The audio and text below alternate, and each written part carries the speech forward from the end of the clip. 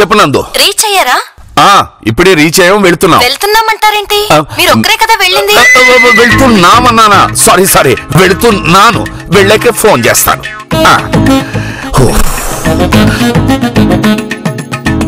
ఏంటి బాబు అలా చూస్తున్నా? నన్ను ఎక్కడైనా వదిలేసి వెళ్ళిపోదాం అనుకుంటున్నావా? ఉండు, ఇదిగో అది చెప్పారు కదా, దీంతో తలపాలు కొట్టుకుని చచ్చిపోతా. అవసరం ఉండదు.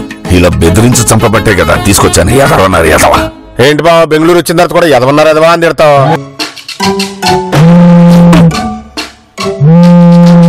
హలో, చూడు. ఏం చూడను? నన్ను చూడు బావా.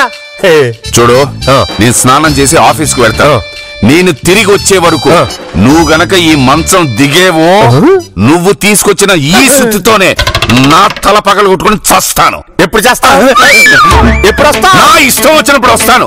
బాయ్ వస్తాడు, తెచ్చింది తిని ఇదిగో పడుకో. మరి నాకు బెంగళూరు చూపిస్తాను కదా, చూపిస్తా. ఎక్కడికి? బాత్రూమ్ కి. బాత్రూమ్ చూపిస్తావా? తిరిగి వెళ్ళేటప్పుడు చూపిస్తా. ఎక్కడికి? మన ఇంటికి తిరిగి వెళ్ళేటప్పుడు చూపిస్తా. బావా, మరి మధ్యలో నాకు వస్తేనా? వెళ్ళు. అదేంటి మరి నువ్వే కదా మంచం దిగద్దు, దిగితే తల పగలు కొట్టుకొని అన్నావు కదా. అన్నావా? మంచం దిగద్దు అంటే రూమ్ దాటి బయటికి వెళ్ళొద్దు అని అర్థం. ఈ అర్థాలు ఎప్పుడు కనిపెట్టారు? కొత్త అర్థాలు. రాను జీవితం మీద విరక్తి వస్తుంది. బాగా కోపం బాగా ఎక్కువైంది. బాత్రూమ్కి వెళ్ళే ముందు మరీ ఎక్కువైపోయింది.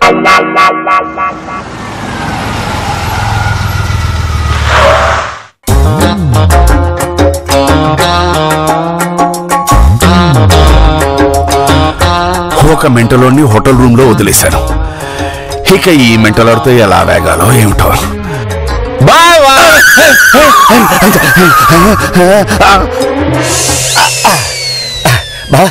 కంగారు పడక బావా. నువ్వు తయారయ్యే కంగారులో సుత్తు మర్చిపోవచ్చు. అయ్యో మా బావ సుత్తు మర్చిపోయాడే అని నీకు కనపడకుండా కారు డిక్కి ఎక్కి వచ్చాను బావా. నీ బాధ్యతగా తల పగలగొట్టు బావా. బావా ఇదిగో సుత్తి, ఇదిగో తల పగలగొట్టు. సరే పద. సుత్తద్దా, తల పగలగొట్టవా? పద. క్షమించండి బాబు. అయ్యా కాపండి అయ్యా. బాబు వద్దు బాబు, బాబు కాపండి అయ్యా. అయ్యా కాపండి అయ్యా.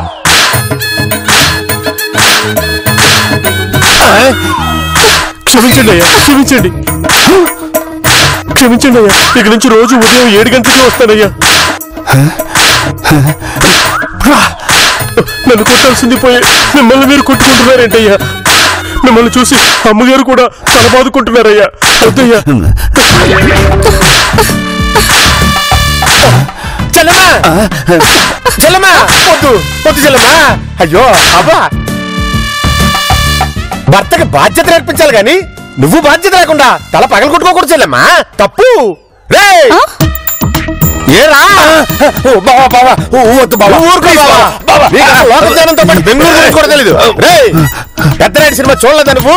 బాబా నీకు దండం పెడతాను. బావా నువ్వు ఊరుకో బావా. నీకు బెంగళూరుతో పాటు హైదరాబాద్ కూడా తెలీదు.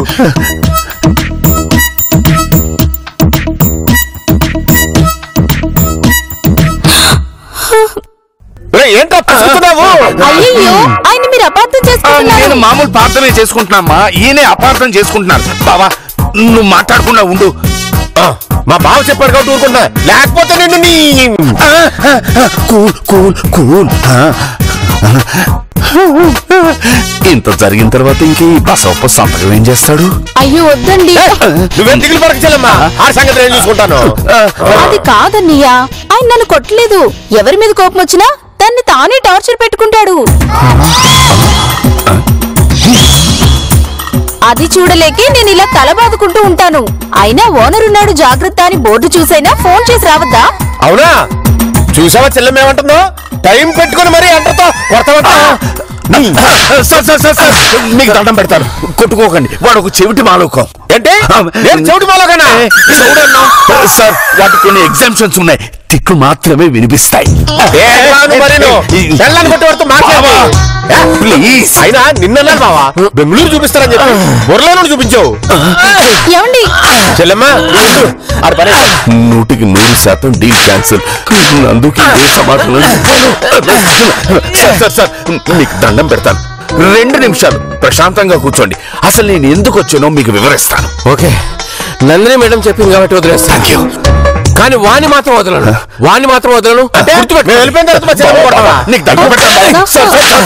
ప్లీజ్ సార్ వాడిని బాగా గుర్తు పెట్టుకోండి.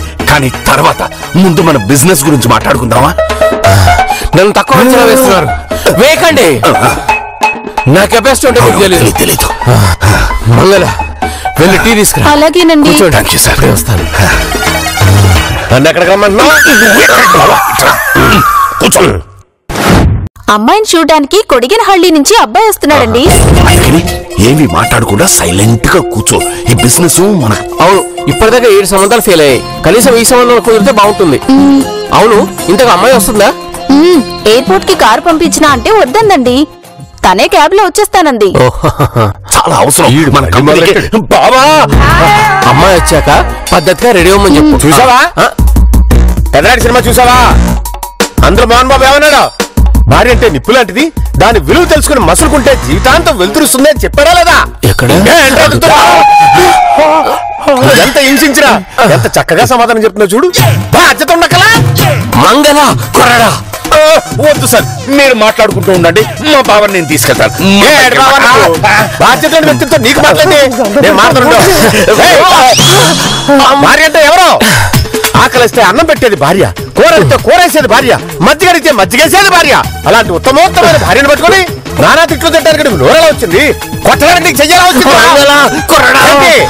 చూసుకుంటా అంటే నా మాటలు వినకూడదనే కదా? అంతేరా, మంచి చెప్తే ఈ లోకంలో ఎవరో వినరు.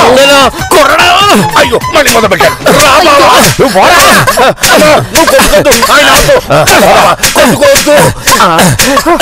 నందుకి ఏ సమాధానం చెప్పాలి? హరిశ్చంద్ర ప్రసాద్. Yes sir. మీ వాడెక్కడ? లోపల ఉన్నారు sir. Sir I'm sorry sir. Okay, very very sorry sir. అదే మా వల్ల జరిగిన ఇట్స్ ఓకే. మనం ఇద్దరం కలిసి ఆఫీస్కి వెళ్తున్నాం. అలాగే సార్, మా వాడిని కూడా పిలుస్తాను. శివ వద్దు సార్, వద్దు sir, please sir. Sorry sir. అన్నయ్య గారు, మీరు మా వారు కలిసి ఆఫీస్ కు వెళ్ళండి. నేను పని మీద బయటకు వెళ్తున్నాను. ఓకే మా. అతన్ని మాత్రం బయటికి రావద్దని చెప్పండి. అలాగే సార్. పనమ్మాయి వస్తుంది, తన పని తాను చేసుకుంటుంది. అలాగేనమ్మా, మీరు చెప్పిన జాగ్రత్తలన్నీ ఇప్పుడే చెప్పొస్తాను. 2 minutes సార్. త్వరగా రండి. Yes sir. హలో చెప్పండి సార్. Sorry sir. శివ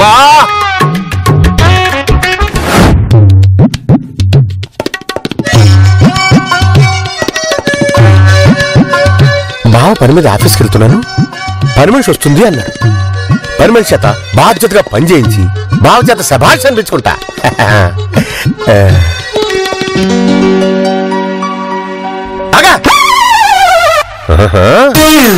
ఈయనెవరు?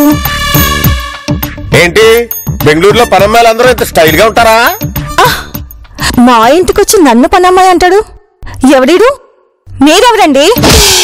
అయ్యగారు అమ్మగారు ఎక్కడికి వెళ్తే నీకెందుకు? వాళ్ళతో నీకేం పని? నువ్వు చేయవలసిన పనులు చాలా ఉన్నాయి. ఆగు. ఏంటి అక్కడ ఆగిపోయావు? ఇదిగో ఊడు ఊడు. ఎవరా నువ్వు? ఇల్లు ఉండటానికి సీపురు ఉంటే చాలు. అయ్యగారు అమ్మగారు ఎందుకు? ఊడుతావా లేకపోతే ఉండు నీ సంగతి.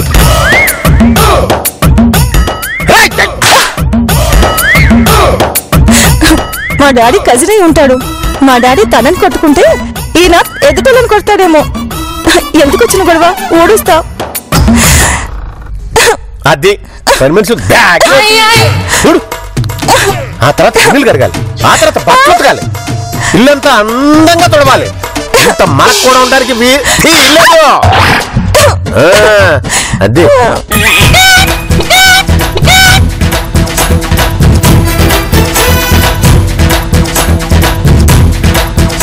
ఇప్పుడు బసవప్ప బావ మంగళ చెల్లెమ్మ బాధ్యతగా పనిచేయించారంటే నన్ను మెచ్చుకుంటారు.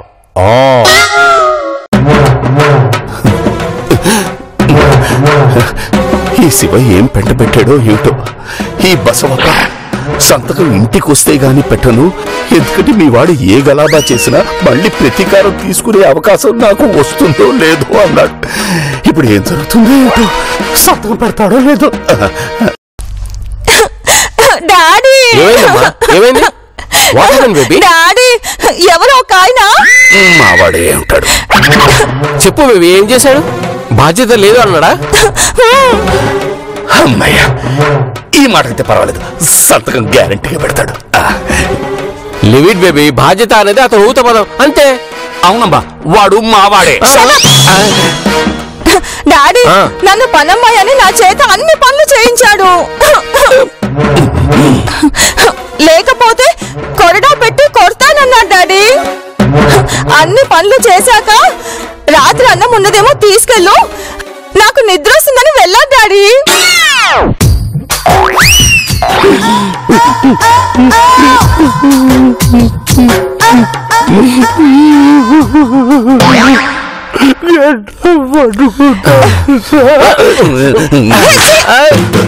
వద్దు సార్, ఎలా sorry sir, sorry sir. Sir ఆపండి. అయ్యో ఆపండి, అమ్మాయిని చూడడానికి పెళ్లి కొడుకు వస్తున్నాడు. బాగున్నా? Okay. Samanna saved me. Hello mister Puneeth. Hi అండి. వెల్కమ్. మంగళ, ఆ అమ్మాయిని రెడీ చేసి తీసుకురా. అలాగే కాఫీ తీసుకురమ్మను. కమాన్ పునీత్. Yeah please.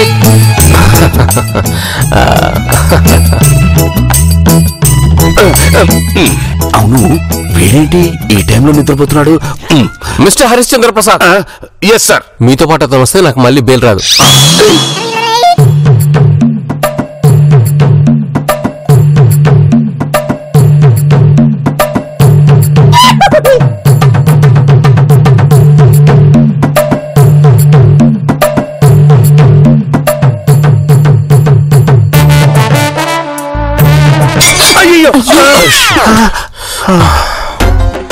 ఏంటి ఇది? 8వ సంబంధం కూడా క్యాన్సిల్.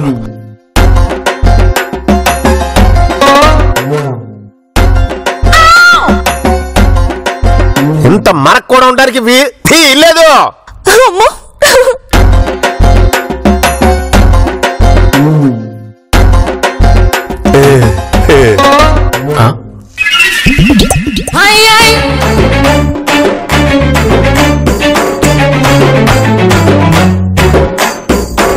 సూపర్. మీరెంత రిచ్ అయినా మీ అమ్మాయి సింపుల్ సిటీ నాకు బాగా నచ్చింది. వెంటనే ముహూర్తాలు పెట్టుకుంది. ఓకే, ఉంటానండి. నమస్కారం.